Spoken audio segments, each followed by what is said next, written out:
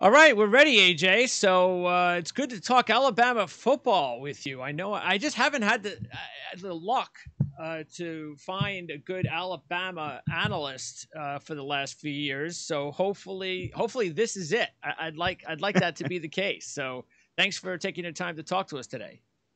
Thank you so much, and I would also like for that to be the case. Yeah, I hear you're a big Arlas fan. Oh, massive. I mean, this is a show that I've watched, especially heading into this season, this show specifically, but just the website overall is something I frequent. It feels like just about every other day. That's So awesome. when Yeah. when you reached out, I was very excited. That's great. That's awesome. All right, let's get to it. First of all, how long have you been covering the team? I've been covering the team in different capacities since late 2007. 5 years now. Yep, Almost 5 years. almost Sure. six. Yeah. In And different capacities, whether different it be capacities. writing and Second radio. year And with USA Today. this is my third year technically, but this is my fourth season that I'm going into covering the team. Got it. Okay, and that is with USA Today Sports. So that's Roll Tide Wire. And by the way, we have all that stuff up there on the ticker. If you want to check it out, we'll obviously provide links after we post the interview. Look, we got to start as usual. If you're talking Alabama football with the boss, Nick Saban, does he in any way, shape, or form appear any different today than he was the first year you started covering the team? Or does it look like he's just going to go on forever? I can't envision a future of Alabama football without Nick Saban, or at least, in the next decade. I don't see him stepping away anytime soon. And as far as energy and, rigor goes, I feel like he's more into it now than he was 5 years ago. Really? Why is that? I'm not sure if it's the change in landscape in college football. I mean, he never really stood up and said, I am the leader of college football. But when Nick Saban speaks, the nation listens. So with all the changes that have been happening so fast, it just feels like he has assumed the role without explicitly saying so. And he uses his team as a way to speak to the nation, speak to commissioners of major conferences, to speak to other coaches, administrators. So while he does have this, hunger to win, I really do think he cares for the state of the game and really the NCAA as a whole and college athletes all across the country. I can't imagine the whole transfer deal, NIL, is going to help Alabama anymore because they were so dominant with the old system. So I can't imagine it being not that they can't take advantage of it, because they obviously have, and brought in some really good transfers here over the last few years. But do you see this being something that could be that where it might level the playing field just a little more for some of the other teams, especially in the SEC? I think it has the potential to, until Nick Saban figures out, how exactly to twist this into, his own benefit. Yeah. So this might be, when compared to the transfer portal and some of the other things that Saban has spoken out of that has affected all of college football, NIL might be the one thing that he would have to take a step back to wait and see how things play out before he takes full advantage of it. And obviously programs themselves can't be the ones to offer NIL deals. They can't facilitate NIL deals. But Alabama, within the past few months, they have their own collective now that's very active in social media. And even in this offseason, just the Jaleel Milroe, is expected to be the second string quarterback for Alabama heading into the season and potential starter when Bryce Young leaves. He just signed a major NIL deal with Roback, a big clothing brand. Okay. This is a young quarterback that really hasn't seen meaningful playing time on the field and is not guaranteed a starting job next year. Already signing NIL deals. You can show that to recruits. They're going to go to Texas A&M, and there are going to be boosters. There's going to be collectives. Saban spoke out about it himself. The people follow the money. That's human nature. Of course, yes. But when you see Alabama and you see, okay, this kid's not even playing and he's able to land these type of deals. Yeah. Imagine what he's going to get when he does start playing. Yeah, that's a good selling tool. Yeah. Exactly. Their own future starts to play through their head, and they think, I could get money now at another program, or I could, start slow and build my way up and obtain even more, and then work my way into the NFL, which, I mean, what program currently does that any better than Alabama? No, it sounds like because you would think that, well, I don't want to stay because Alabama, with the great recruiting they've done, because they've been able to have second and third waves of just 4 or 5-star players. Now guys are like, well, I can start right away with other teams. But like you said, if it's, well, wait a second, but if you stay here, even if you're the backup or even if you're the third string, you can still make some good money. And then when the time is right, then you can even play. So it'll be interesting. Look, they're still going to be extremely successful as long as Saban's on the sideline. There's no question about that. Especially this season with the Heisman Trophy Award winner coming back. So I have to ask you the question. How tall really is Bryce Young? I'm a short guy myself. So I'm probably the worst person to ask how tall someone is because, I barely know how tall I am. So I'm just going to add a few inches to everybody else. Okay. He's definitely over 6 feet. He is over 6 feet. To me. Granted, everybody I stand next to feels like they're over 6 feet. Okay. But if height is a concern with him, especially leading into the NFL draft, yes. which is really where concerns are going to pop up. We've seen in recent years other quarterbacks, namely Kyler Murray, Baker Mayfield, even Tua Tagovailoa, who people still have their doubts about, but that's a conversation I can have, all day long, and that's for another time. But size, I don't think really matters all too more on the football field. As long as he just can't be, because some people were thinking, man, he's not 6 feet tall. And if he's 5'10 or 5'11, then that's a problem. And you know what? If he's 5'10, that's a problem. But if he's 6 feet tall, I agree. I don't think that's a problem at all. And I don't think the NFL cares either.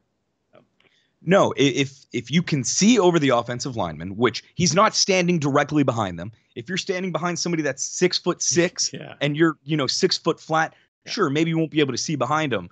But drop back in the pocket. Bryce Young is mobile. He can move around. He can throw on the fly. It would be a main concern that I would think is legitimate if it has proven to cause complications for him in the past. But in his first year as a starting quarterback for arguably the biggest brand in college football, under extreme pressure in what many would consider a down year, he won the Heisman, led the team to an SEC championship, and really hasn't faced any issues other than some questionable decisions being made early on in that 2021 season. Bryce Young's height, I don't think, is going to matter, even though, much like Kenny Pickett's hand size, when this past NFL draft was going on, it's going to be a talking point. Of course, yes. Everybody always looks for something to pick on with every single player. So if it's going to be his height, let it be his height. But no one's going to be arguing his arm strength, his decision-making, his accuracy. Yep. Everything that really does matter will be, checked off. But, people will talk. Okay. Who is there a front runner for the 23 quarterback job when Bryce leaves? So right now, I would say Jalen Milroe. Okay.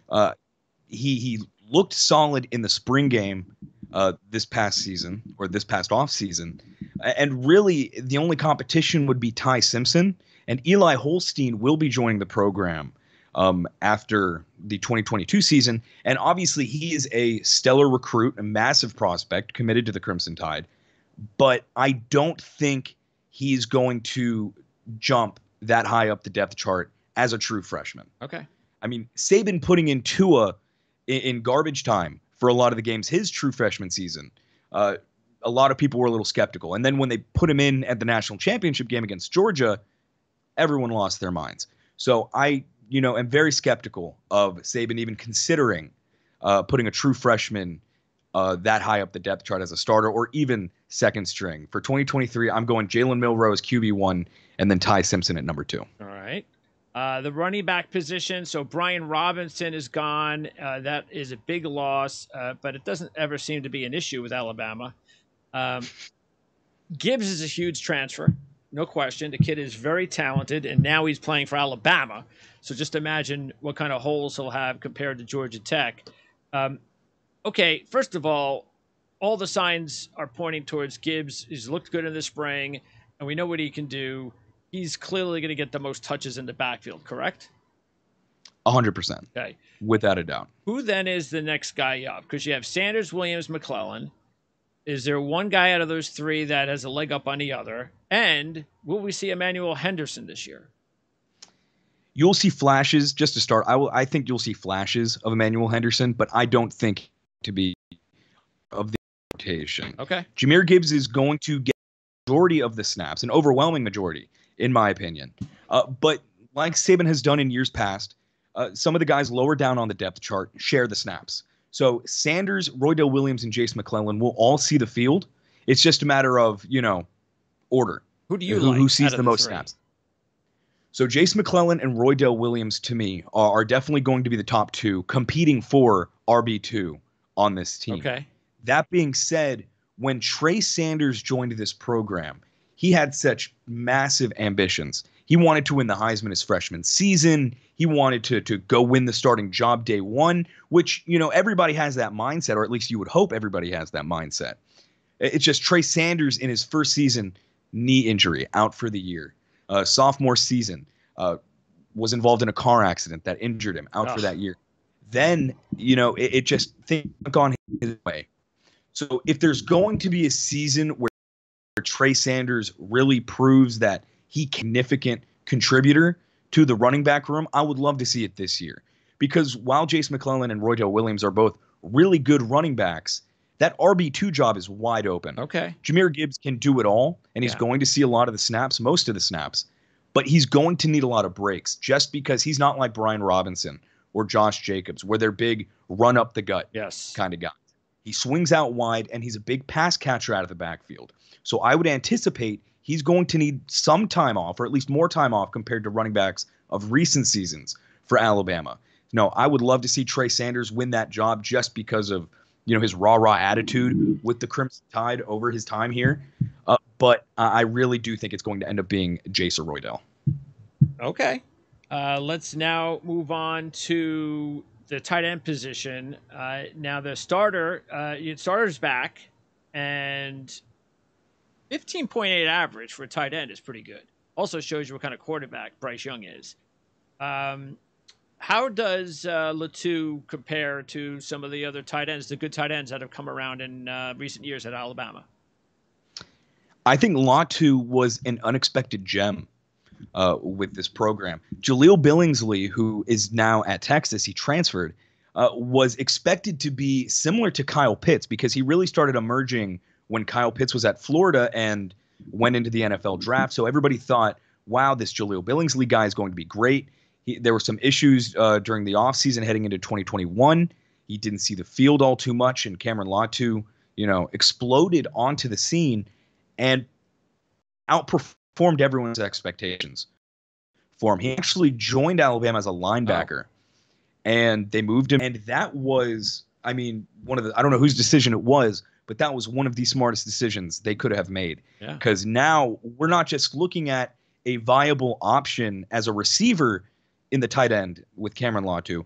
We're seeing somebody that can block, somebody that can move, and we're seeing somebody that really is, in my opinion, a day two NFL draftee.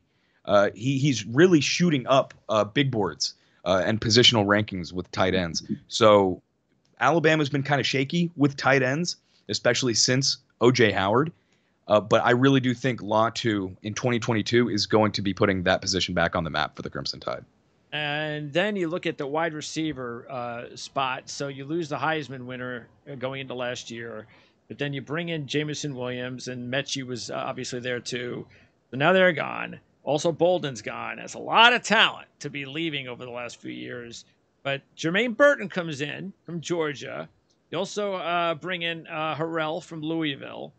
So talk about those two transfers. Which one has the biggest upside? And then homegrown kids.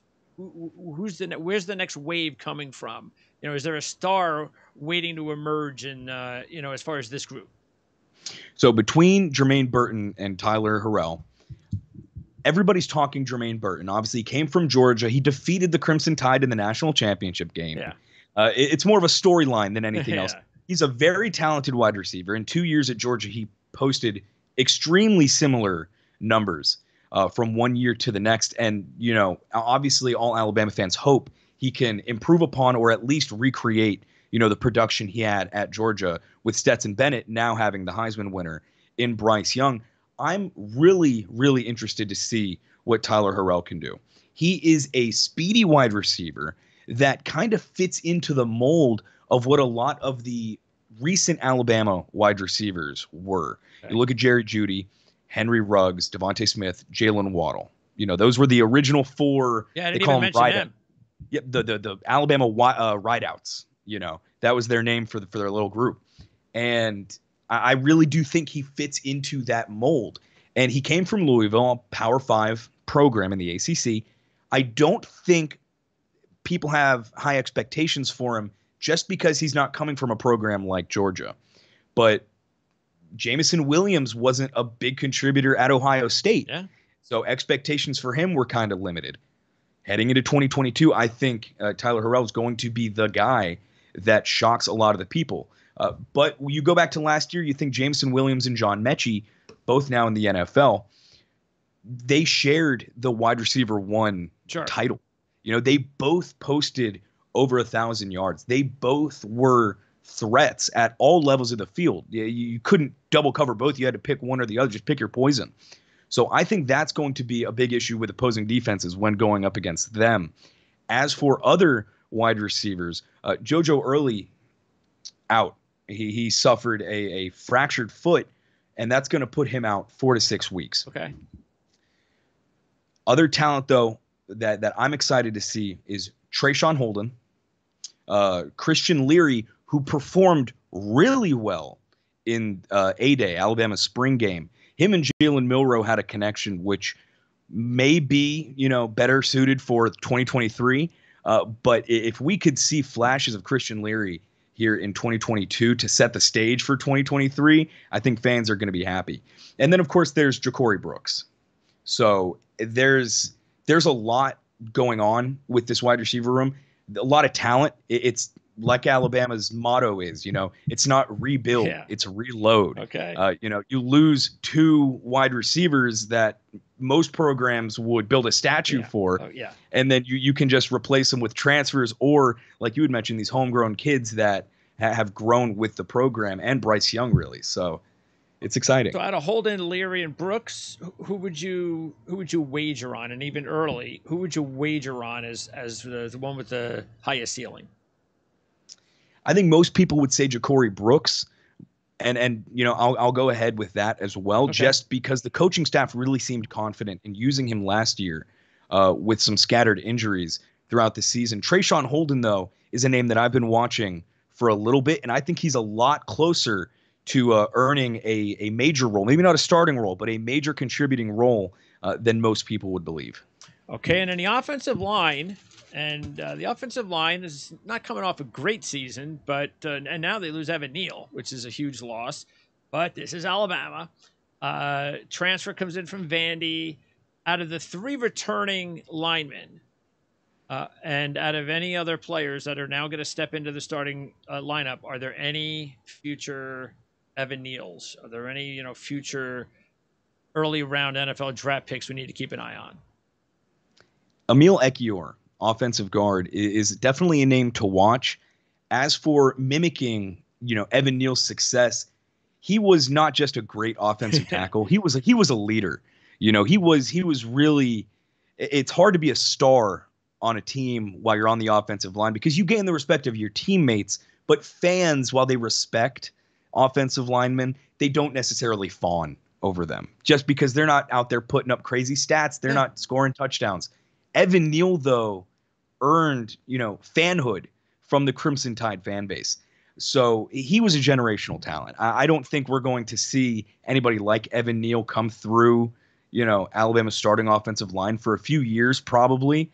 But if I had to pick one name that would be an early draft pick, I would have to go Emil Ekiyor, just because of how many times I've seen his name pop up on big boards and mock drafts. And how about any 5-star linemen that are now ready to potentially crack the starting lineup soon? Oh gosh, I can't even remember how many stars anybody had.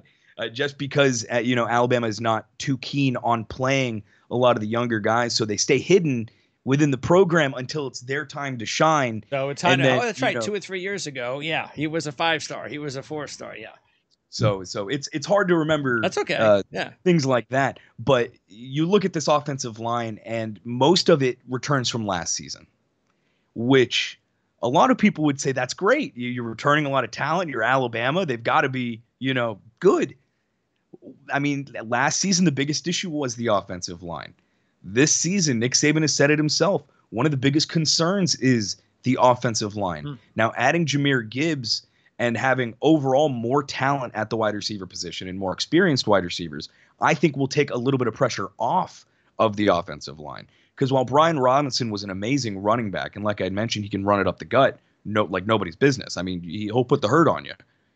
The issue is he wasn't a threat to catch out of the backfield.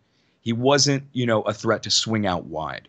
You had a running back that was good at what he did, but you basically knew what he was going to do. So defensive fronts and linebackers, they could go after Bryce Young. Now in 2022, with these experienced wide receivers, these newer wide receivers, as well as Jahmyr Gibbs, I think now defenses are going to hold back just a little bit, which I'm not saying the offensive line is going to, just stand there with nobody coming at them. But I don't think there's going to be as much pressure in 2022 as there was in 2021. Okay. Yeah, because we got a running back, like a between the tackles runner like Robinson, as you were saying. It is a little bit more predictable for the defense. Not to say that they could stop him all the time, of course, but hey, let's clog the lanes. He's not. This is basically the zone that we have to concern ourselves with. But now all of a sudden you widen that zone, like you're saying, with some other, whether it's Gibbs or some other speedy receivers, then that could make things a little bit more easier for the offense and for Bryce Young. Not to say, of course, that his stats weren't off through the roof like they were last year, which is why they won the Heisman. But it's one of those things like, woe is me, Alabama. Such a tough act to follow. All right, so before we switch over to defense, special teams, kicker's back, but he missed 6 kicks.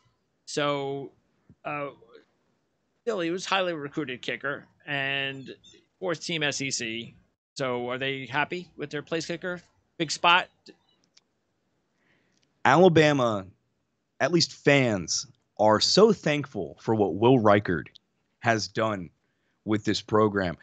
Just thinking back to the 2017 national championship against Georgia, that game didn't need to go into overtime. There was nearly a chip shot of a field goal for Alabama just to put it away in the closing seconds of the game. There have been so many kicking woes in Tuscaloosa. It almost felt like a curse, that even gimme field goals, extra points, they would have to hold their breath. Will Reichard, while he's not perfect per se, is otherworldly compared to the talent Alabama has had at the position in years past. So I think with this being his last season in Tuscaloosa, Alabama fans are a little nervous about what the future holds for the place kicker, but they should enjoy it while it lasts. Okay. Because who knows if it's just going to fall back into the depths of, is he going to make this chip shot or not? Okay. And the punting situation, the stats weren't very good. Was that because I saw that Burnip had 22 inside the 20? So that's going to lower your overall net, but that's also very good. That's what you want to do, is pin the opposition. So are they happy with their punting game? I think Alabama fans would prefer to just not have a punter. If I'm being honest, sometimes they don't need one. Yeah, exactly. When they have to call Burnip out on the field, everyone's upset. That's when you get up, you go to the kitchen, you figure something out to do when they're returning the punt. But special teams hasn't really been much of a concern for Alabama in recent seasons. So if you're scoring touchdowns and you're able to make an extra point and maybe punt a few times every game, then those are players whose names shouldn't be heralded as, the saviors. Sure. Maybe Will Reichert, if he has to kick a game-ending, game-winning field goal from 50 yards out. But I know the long snapper and the punter would rather not have their names, plastered everywhere. Because odds are that means they're not doing something right. Yeah. All right, Alabama's defense. And so Pete Golding. Now, you would think in year 4 I would have even remembered this guy's name before, but I still I don't. So is he? And that's because Nick Saban's there, and I know, and it's sort of like with the Chiefs, Andy Reid, who's their offensive. Oh, I know who their offensive coordinator is, and I know Bieniemy's had a hard time getting a job, but it's like, yeah, but it's Andy Reid. It's Andy Reid. Oh, he's calling the play. It's Andy Reid. So, what kind of respect should we be giving Pete Golding, or is this really Nick Saban's defense? No, I really do think it's Pete Golding's defense, just because of how frustrated you can see Nick Saban get sometimes when the defense is out on the field, and fans alike. I mean, while I'm watching a game, Twitter is up just to see fan reactions to certain play calls or big plays. Pete Golding's name is trending in the state of Alabama during every game. Okay, it seems like, at least. And hardly ever for good reasons. It's funny because he puts together solid defenses. And granted, for his first 2 years, he had some really inexperienced and young defenses. I mean, we're talking about, 11 guys out on the field where a majority of them are either freshmen or sophomores, underclassmen. And we saw last season he got a lot better. I think the play calling was stronger. The offense was electric, so that kind of stole the show. But the defense was solid. It wasn't exceptional, but it was solid. Heading into 2022 with some of the names, especially, Will Anderson, which I know we'll get into. But there's really high expectations. He's a master recruiter. A lot of people have given him props over the offseason for his recruiting abilities. But it's about the defensive play calling and consistently just shutting down opposing offenses, especially with the schedule Alabama has this year. There's not a high-powered offense other than Texas and, maybe Tennessee that Alabama is going to face that's a real offensive threat. So the pressure's on him right now. I think the more shutouts, the better. Yeah, because you do you understand in college when a very good recruiter gets hired and gets maybe hired up to a spot like coordinator, sometimes that's like the trade-off. It's like, I can't lose this guy. He's such a great recruiter, good coach, great recruiter. I can't lose him. Here's this job. I'm going to give you because I don't give him this job, he's going to go somewhere else and he'll probably get the job and more money. So I could see that being a delicate situation. But hey, you know what? As we start talking about players like Will Anderson, it's time, isn't it? I mean, you're going to have Will Anderson one more year. He's going to be more than likely, depending on whether or not the team that drafts number 1 needs a quarterback more than anything, the first pick. So it's going to be Anderson and potentially Young or Stroud. So those are probably the top 3 guys, 2023. Right. How good can this? You've seen him, whether it was just you covering him the last few years or as a fan. Has there been somebody better? Will Anderson. Has there been someone better? That's a tough one, because there have been so many players, especially if we're just honing in on the Nick Saban era. There have been so many great players who have become household names all across the country. But when you look at Will Anderson and you actually study his game, what he's capable of doing. When you're watching a game, you see him explode into the backfield. He gets tackles for losses. He gets all the sacks. But when you see what he actually does to offensive linemen when he gets up to them is when you can truly appreciate how good he really is. So this season, I'm all in on Will Anderson, as I think most people are. And I really think he became a household name when he got snubbed, in my opinion, from not getting an invitation to New York to win the Heisman. Sure.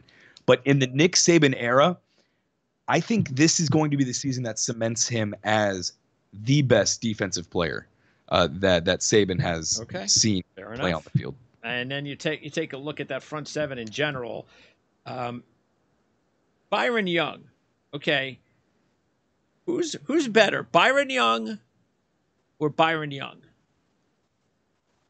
Because this is one of those things that kind of confuses you especially when you're an analyst, you're trying to scout these guys before you even put on the tape, and you're looking at just stats. You're going, okay, well, who's better? Who's it? Because they seem to be graded a little bit the same. But tell me what makes Byron Young from Alabama a really good player. Size, ability. I mean, if you look at his game, he almost looks like Will Anderson 2.0 in his early stages. Okay, really? That good? I really think Byron Young, maybe not in 2022. Well, this season might be his, exposure season, letting the nation know, hey, Will Anderson's going to be gone, but be on the lookout. Next year. I am right behind him. My season is 2023. Okay. So dominance is just, if I had to describe Byron Young in one word, it would be dominant. And that really plays into the whole Will Anderson comparison. Just up front, breaking through, getting into the backfield, just disruption.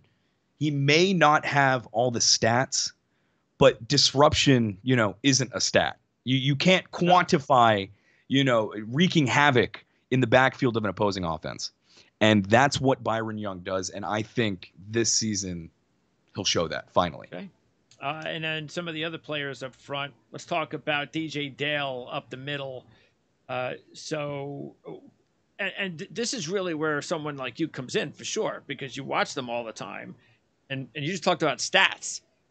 It's nose tackles like DJ Dale, the stats don't matter. So what kind of nose tackle is DJ Dale when you compare him with some of the other really good interior linemen from recent years? He's a run stuffer. He's not breaking through. He's not going to get you any sacks or. He's a two-down run stuffer. Yes, he is going to be a massive presence on the line, and if any team dares to run up the gut, you're going to be met with DJ Dale. And he's one that Saban had faith in early, because he's been a starter for multiple years and saw significant playing time early on in his career at Alabama. So sure, fans can look at his stats and think, wow, he's really not productive. What's the point of even having him out there? When you study an individual player, you truly see how much they do that can't be quantified. And DJ Dale is, just if you look at him, if you see him in person, his size, you'll understand, okay, I now know why nobody's going to run straight up the middle when this guy's out on the field. And this is why NFL teams have scouts devoted to particular positions. You can't stick somebody that's just going to look at a box score to look at, interior defensive linemen. No. Because DJ Dale, if that's the case, would be drafted late in the late rounds of the NFL draft or go undrafted overall. Instead, we see DJ Dale being talked about more, not nearly as much as I think is warranted, but his name is popping up here and there. And it's not one of those situations where, like I've mentioned with a few other players, that this is going to be their season to make headlines. They're going to become household names. DJ Dale, the nose tackle position overall, is not one of those to have that happen. So either he becomes the nose tackle of all nose tackles and somehow worms his way into the national conversation, or he can just keep doing what he does, and the eyeballs that matter will see him. And that's all that matters. Well, when you have Anderson and Young on either side, it's pick your poison. So, and it also makes things maybe even, because a lot of times you have a dominating nose tackle, you get a double and triple team him, but you can't be double and triple teaming DJ Dale when you've got Young and Anderson. So it makes things. That just shows you why you have to take advantage of that if you're a defensive coordinator. All right, so we know name wise we get it up front, especially Mathis is the only player they lost up front. So is there another player on the horizon, another young player we should be keeping an eye on up front on the defensive line? It's hard to say right now, just because you want to look at these guys in game before you decide who's next up. It's one thing in fall camp or summer practice or even the spring game to say, that player is going to be a rising star. And I could sit here and name names like Tim Smith, Monkel Goodwin. There are players out there. The issue is, like you just said, this defense is returning everybody. So maybe halfway through the season, I can come back on and say, you know what? Here are a few players that we saw through the first 6 weeks or so that truly made an impact, even when the game was well over. Sure. Because that's when they're finally going to be seeing playing time. But right now, just everybody that we've talked about, they're going to wreak havoc. This defense is scary. And the fact that they're all experienced and really fighting for draft position for some of them. I mean, Will Anderson fighting for number 1 overall. Yeah. DJ Dale fighting to be a potential day 2 selection. A lot of these guys are capable of being first round, second round picks, and they're going to be playing like it in 2022, especially after, being said that 2021 was a down year for the Crimson Tide and they weren't really going to amount to much. Made it all the way to the national championship and they lost. They've got a chip on their shoulder. So I think the starters are going to be playing their hearts out, and probably for most of the game until it makes zero sense to have them out on the field. So that's when we'll see a lot of the younger guys. Yeah, right now Alabama's my pick to win the championship, and it's just hard. I love going with that with Saban and Alabama after they come off a disappointing type of season or a season when they don't win a championship. Absolutely, especially when you bring back someone like Bryce Young and Will Anderson, possibly the top 2 picks in the draft. How do you pronounce the kid's name from Tennessee? Henry Tuoto. Well, Tuoto. So it's basically, okay, so it's Tuoto. And he's inside at linebacker. And Dallas Turner. So when I look at, you mentioned Byron Young. He'll be making a name for himself maybe this year, and it could be a big guy next year. Dallas Turner. Is he somebody that can sort of like follow Byron Young? And by say he could be the big dog in 2024, and he's kind of on that same path. I would say he's on the exact same path, and not just to follow Byron Young, but I think to play alongside him. 2023 is not even a thought in most college football fans' minds, just because everybody's antsy to get the 2022 season started. But Dallas Turner, and I hate to reuse, the same description of these players, but he's another massive, massive presence. If you ever just see pictures of Dallas Turner, you won't forget him. He's that big. So I'm keen on seeing him perform in 2022 to set the stage for 2023. There's going to be talk about this Alabama 2023 defense halfway through the 2022 season. That's how good they're going to be. And Dallas Turner, much like Byron Young, is going to be a key contributor for that. I like it. All right. And by the way, there were 2 recruits coming out this year. What about Alexander and Murphy? They just, couple of good recruits. They're going to eventually find a way to crack the lineup. Either of them making any noise so far, or they're just going to have to bide their time? You gotta pay your dues, especially in a Nick Saban defense. Unless you show up and, their names have been called a few times. Nothing bad. They're young players in a Nick Saban-led defense that is trying to become a historically great defense. So they might be scratching the surface, but are they really going to break through and earn roles on this defense? I doubt it. We're seeing, second round picks all across the board, especially at linebacker. So that's one of those things where maybe come regular season time, we can revisit this and say, you know what, they did show some potential late in the fourth quarter with 2 minutes remaining against, Vanderbilt or ULM. But for right now, the expected starters are going to run the show, and I Okay. don't think there's any competition to lose an ounce of that time. Got it. And I sort of like what we saw with Georgia last year. Oh yeah, Where 100%. okay, secondary, Armour Davis gone, Job gone, Eli Ricks comes in from LSU, so we hear that's a really big deal. So how are they, like, what are we expecting from Eli Ricks? And then McKinstry is back at corner, and Battles and Halams are back at safety. So loaded secondary, disappointing the last couple of years, and that's kind of weird under Nick Saban. So you got to think this is one of those, we're gonna get back to basics and be the dominating, one of the top secondaries that Nick Saban's used to. Well, Saban was a DB coach, so you're 100%, right on the money there. It's weird for the one position, or positional group rather, that Saban was hands-on with is one of the weaker groups.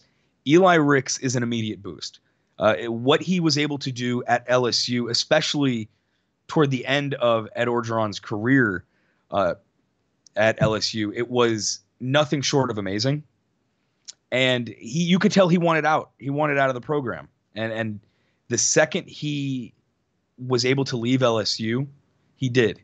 He was already on campus with the Crimson Tide. He wasn't with the team, but he was in the facilities. He was already at the university before Alabama even played in the national championship game against Georgia. He was wearing the Alabama. He couldn't wait to get out of LSU. He could not wait. They were already celebrating him being on campus, the team, after their practices for the national championship. There were videos circulating all around Twitter. Okay. So as far as chemistry and gelling with the team goes, zero issue whatsoever, at least from what I've seen. Health, you want to make sure Eli Ricks stays healthy. There were some reports floating around that he had a little bit of a back injury, nothing serious, but something that had restricted him from practice. Okay. But there's nothing concrete on that. Those were just, tidbits floating around. And Kool-Aid McKinstry playing on the other side of the field from him. He's still young. He wasn't necessarily the cleanest defensive back last season. He's definitely somebody you would want to see perfect his craft. And that sounds cliche to say, mainly because you want everybody to perfect their craft. But Kool-Aid was a player that Saban had faith in early on in his time with the Crimson Tide. Even as a freshman, there were videos posted online at camp of Saban working directly with Kool-Aid McKinstry. There were times in the spring game he saw significant playing time with first team. There were even times in game where Kool-Aid was able to make an impact on the field as a young player. So now they lean on him not just as somebody to fill in a gap if somebody needs a break or if somebody goes down, but he is a starting cornerback for the Crimson Tide. And with that, carries a lot of weight, especially when Nick Saban is your head coach. So he's somebody that you really hope evolves, matures in his game, heading into maturity is definitely the word that fits him best, because now in 2022, it's his time to shine. Okay. Yeah. And both guys, Ricks and McKinstry, are both young. So you're beyond the years of, well, he's still learning. Yeah. He's gaining. He has in-game experience. The both of them do, especially in the SEC.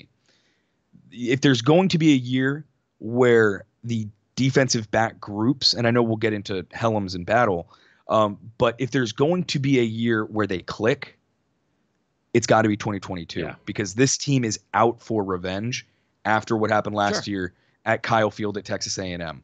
In the national championship game against Georgia, Kirby Smart, everything that's happened this offseason. There are storylines galore with this Crimson Tide team. So there are so many motivating factors that fans really, really want to see everything click and just have it all, come together as a quality product on the field. Well, especially when Anderson and Young may not be there in 2023. So that's true. Take advantage now. All right, so Helms and Battle. It's a heck of a tandem at safety. heavy hitters. I mean, they're quick. They can get across the field and they can lay someone out. You think of safeties not always as, big built, guys, but these two could probably play linebacker if they really wanted to.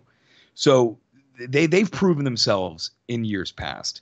I don't think anybody has any qualms about Helms or Battle. Both of them alike are capable of, laying it down and putting a hit stick on somebody. Upside, who would you choose, Battle or Helms? Probably Jordan Battle for right now.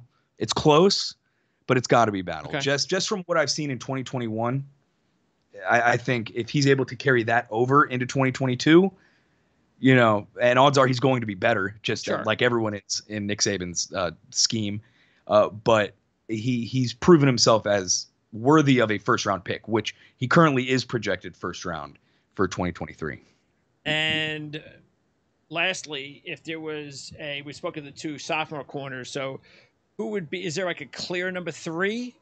Is there someone that is, we got a couple of guys that are really fighting for that number 3 role, or is it kind of up in the air and it's going to have to be one and nobody's really clearly taken a lead at this point? Kyrie Jackson is definitely a top name to watch to fit into this rotation. Terrion Arnold as well.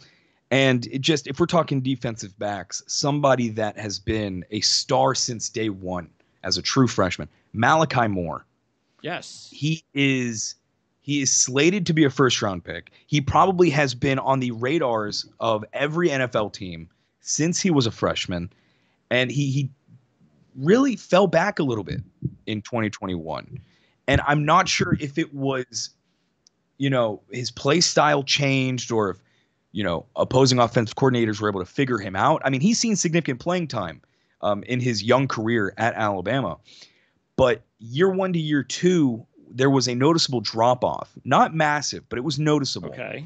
So heading into a year now where you're eligible for the draft and expectations are even higher than the rest of the defense just because they want to see you bounce back. He's one to watch. That's a perfect name. Okay. So your by the way, Bill O'Brien, you think he has much time left? You think he's just going to hang out here as an offensive coordinator until somebody gives him a head coaching job somewhere? More than likely college, I would have to think. There were some Alabama fans that were offering to pay for a flight for him to go interview for the Jacksonville Jaguars position. And why was that though? What? I got to hear this. As good as the offense was, what's up with that? That's the thing. Alabama fans are very picky. And I mean, when your standard is number 1 all season long, you want perfection. Yeah. So it was clear that Bill O'Brien was still, finding his footing back in the college ranks. He was great at Penn State. Even, with the Texans, everybody just thinks about what he did with DeAndre Hopkins. And while he was serving the head coaching role and as the general manager, people need to understand what he was doing as general manager there. Sure, you might not be a fan of it, but that had nothing to do with his coaching abilities. Absolutely. And he has proven over his many, many years of coaching, he can coach. This past season with the offense, Jameson Williams was new. Bryce Young was a first-year starter. You had Brian Robinson, who was really different from running backs that preceded him at Alabama. It was a unique season, and I think he did the most with what he had, really. Heisman winner. Yeah, I mean, it's just ridiculous. What were the complaints of, though? Just because they didn't win the national championship? Mostly red zone offense. Red zone, okay. Close to the goal line. And this is not a knock on Brian Robinson. And I know I've talked a lot about, how he's really good at that one thing that he does. But he loved running right at the goal line. It's like, you have this, at the time, Heisman hopeful in Bryce Young. You have Jameson Williams and John Mechie, and you even have Slade Bolden and a handful of some of the younger guys that we had talked about earlier. You have them utilize them, and later on in the season, there was a big change in offensive play calling. And I don't know if it was somebody within the program showed him some tweets or maybe Saban had a talk with him, but there was a difference in play calling later on in the season. And I don't know if that was enough to win over the hearts of Alabama fans, because over the offseason, there were plenty of fans that didn't really want him to return. But he's back. They're going to have to live with it. And I know they're not going to be cheering for his downfall, because if they do, then there goes this Crimson Tide offense. Well, you better win the championship this year, though. That's for sure. Well, we'll have to wait and see. Nick Saban would call that rat poison. And he would be right. There's no reason in the world to even go there. Not with this. Like you said, it's spoiled. It's, some part of me actually doesn't want to blame. I think Alabama fans are very much like New England Patriot fans. When you have all the winning for 15 years, some of those fans don't know anything but winning if they're young enough. So absolutely, there are people that don't know about the time, Gene Stallings and Nick Saban, or the time between Bear Bryant and Gene Stallings. There are plenty of fans out there that relish in the history of the Crimson Tide. They choose not to remember some of those darkest years, but they know about them. Like you mentioned, a lot of the fans now know nothing other than Nick Saban and winning, and number one overall, top 5.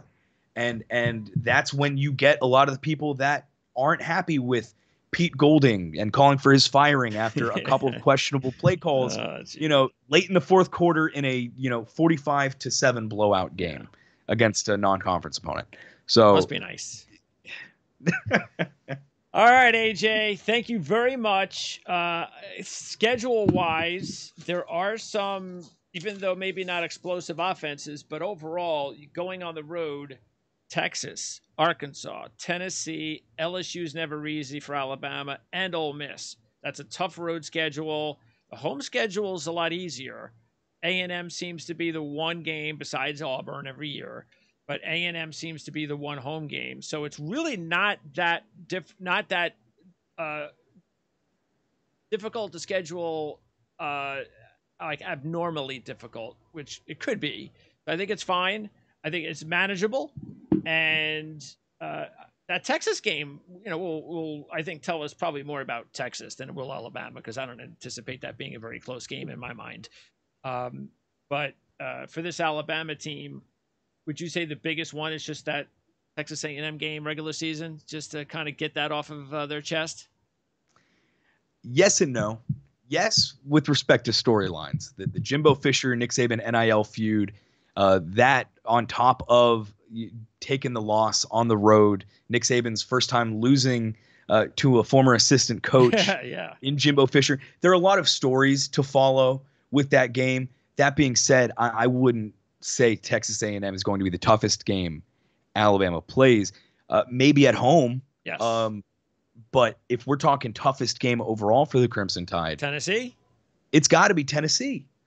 Which feels so weird to say, considering it's been, more than 14 years. It's been 16 years or something wild. Every year whenever Alabama plays Tennessee, fans always throw around things that, came to be before Alabama's win streak started. So like the iPhone has been around longer than Alabama's win streak has been around longer than the iPhone, things like that. And that has to end sometime. It does, and I don't know if it's going to be this year, but I think if there's going to be one game on this schedule that they could lose, that they could lose, it's got to be Tennessee, and here's why. You have Arkansas on the road, come home to play Texas A&M, which may not be the toughest game in terms of what's going on the field, but emotionally there's a lot going into that game. Then after that, the very next week, you hit the road again. You're in Knoxville. You're taking on Tennessee in Neyland Stadium. Josh Heupel's had this program moving in the right direction for a little bit now. Hendon Hooker is a very exciting quarterback. He has proven himself to be one of the better quarterbacks in the SEC. That is really a very tough three game stretch. So with the toughest game at the end of it. Yes. So when I said I had written an article about a month ago about, which game is Alabama most likely going to lose, not to say that they will lose it, because I don't think Alabama is going to lose against Tennessee this year, at least. But if I had to pick a game on the schedule where Alabama loses, it would be that. Yeah. Just because the stars align perfectly for Tennessee to win that game. So a lot of people weren't happy with it. They think just because Alabama hasn't lost since 2005 or 2006, that, it's just bound to be like this forever. Like you said, it's going to end one day. Probably not this year, but, it's possible. It's possible. Nothing's impossible. And that's definitely one of the more likelier scenarios for Tennessee to win than in the last 15 or 16 years. This is as good as a chance as any. Absolutely. And I say been 15-0 all time against Tennessee. And the other thing too is the other game that the only other game that I wouldn't be completely sure of. Well, two of them really, and that's Ole Miss and LSU, because Kiffin, if he's got a good quarterback, okay. But LSU, because I think Brian Kelly is an excellent football coach.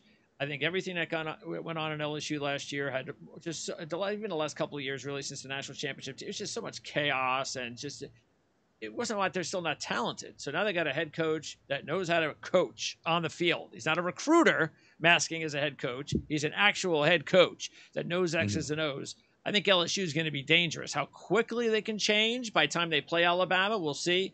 But those LSU-Alabama games sometimes are close. Like we even saw it last year. They don't even have to be a very good team that year. It could be a very close football game. So even that game, but I agree with you. If you're just picking one, I think it has to be the Tennessee game on the road. LSU is always a fun game to watch, especially when it's in Death Valley. Who knows? It might be a night game this year. Probably. We'll see. Brian Kelly and Nick Saban, that's primetime TV. Absolutely. So the atmosphere there always has an impact. And there's a history between Brian Kelly and Nick Saban and LSU and Alabama, and especially with what went down at LSU, not just last year, but the year before that. Since they won the national championship, that program, really it's just been Coach O, but the program as a whole has just seen a steady decline. So maybe Brian Kelly can, spark something up in year one with a challenge at least against the Crimson Tide. Never know. But Alabama, like you said, I could see them having a Georgia-type season. And like I said, right now they're my pick to win the national championship. And what's good for Alabama is even if there is that one loss, the chances are they're still going to the SEC championship game. And as long as they do that, I can't see them losing to you. I just can't. So if they lose that Tennessee game, forget it. They're going to run the table. So I just can't see this team unless something happens with injuries. I just cannot see this team this good losing twice. So, but we'll see. We'll hopefully get an opportunity to talk to you during the regular season. And Absolutely. For Alabama fans out there, again, they can check out basically the easiest thing is just to send them to your website. I mean, to your Twitter feed at Spur FM. That's right. I have the link to Roll Tide Wire in my Twitter bio, as well as the tag for the Roll Tide Wire Twitter if you want to follow that and stay up to date with all things Crimson Tide athletics, not just football, but basketball, softball, everything. I've got it there. Who's the head coach for Alabama right now in basketball? Nate Oates. Big Nate Oates fan. Okay. How long has he been there? Oh, gosh. I think he's going on season number 4. Okay. So he went from, what was it, Buffalo? He went from Buffalo straight to Alabama. Okay. And how many times have they made the dance? Twice so far. 2 out of 4. 2 out of 4 or 2 out of 3? 2 out of 3. I'm trying to think now when he got hired. It's been I think he's going into his 4th season. Okay. I might look that up. But they're happy about Oates? They've already extended him. Fans happy? Oh yeah, I think he's very happy. Okay. He recruits like no other. Alabama basketball is now, nationally ranked top 10 or top 15, something like that in recruiting. They have expectations to make the big dance every year. They won the SEC regular season and the SEC tournament in 2021. Well, that was last year. Yeah, 2 seasons 2 ago years then. ago. Yeah, the year that Basketball always the dizzy confuses me year, with the 2020. Yeah. Basketball always confuses me just because it goes from one year into the next, That's and I true. always forget which year I'm talking about year, and which yeah. year actually happened. And all right, AJ. Well, again, thanks a lot, and we'll hopefully get an opportunity to talk to you at least once during the season, especially if it's a national championship season, maybe more than that. So appreciate it. Sounds good, Greg. Thank you so much for having me. I really appreciate the opportunity.